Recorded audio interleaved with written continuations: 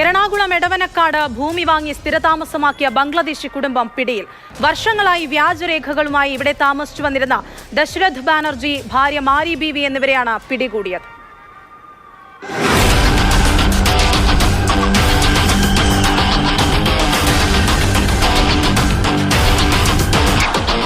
ഞാറയ്ക്കലിൽ സ്വന്തം പേരിൽ ഭൂമി വാങ്ങി ഇവിടത്തുകാരായി സ്ഥിരതാമസം തുടങ്ങിയ ബംഗ്ലാദേശി ദമ്പതികളെയാണ് പോലീസ് പൊക്കിയത്. എറണാകുളം റൂറൽ ജില്ലാ പോലീസ് മേധാവി ഡോക്ടർ വൈഭവ് സക്സേനയ്ക്ക് ലഭിച്ച രഹസ്യവിവരത്തെ തുടർന്നായിരുന്നു നടപടി. എടവനക്കാട് വടക്കേമേത്ര ഭാഗത്ത് പരിശോധന നടത്തിയപ്പോഴാണ് ഇവരെ കസ്റ്റഡിയിലെടുത്തത്.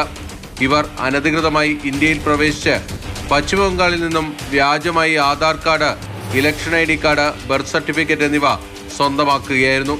കേരളത്തിലെത്തി ഇവിടത്തെ ആധാർ കാർഡും ഗ്യാസ് കണക്ഷനും ഇലക്ഷൻ ID കാർഡും പാൻ കാർഡും റേഷൻ കാർഡും സ്വന്തമാക്കി. ഈ വ്യാജരേഖകളുമായി വടക്കേ മേത്ര ഭാഗത്ത് സ്ഥലം വാങ്ങി രജിസ്റ്റർ ചെയ്യുകയായിരുന്നു. ഇവിടെ ഓടശ്ശേരി വീട് എന്ന പേരിൽ ടിൻ ഷീറ്റ് കൊണ്ട് നിർമ്മിച്ച വീട്ടിലാണ് ഇവർ കഴിഞ്ഞിരുന്നത്.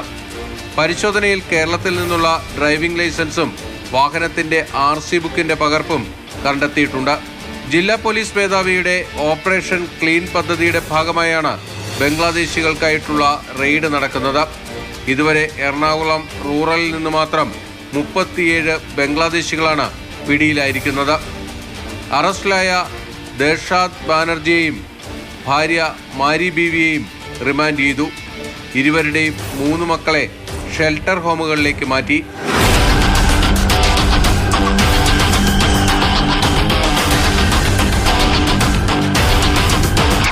മാതൃഭൂമി ന്യൂസ്, കൊച്ചി.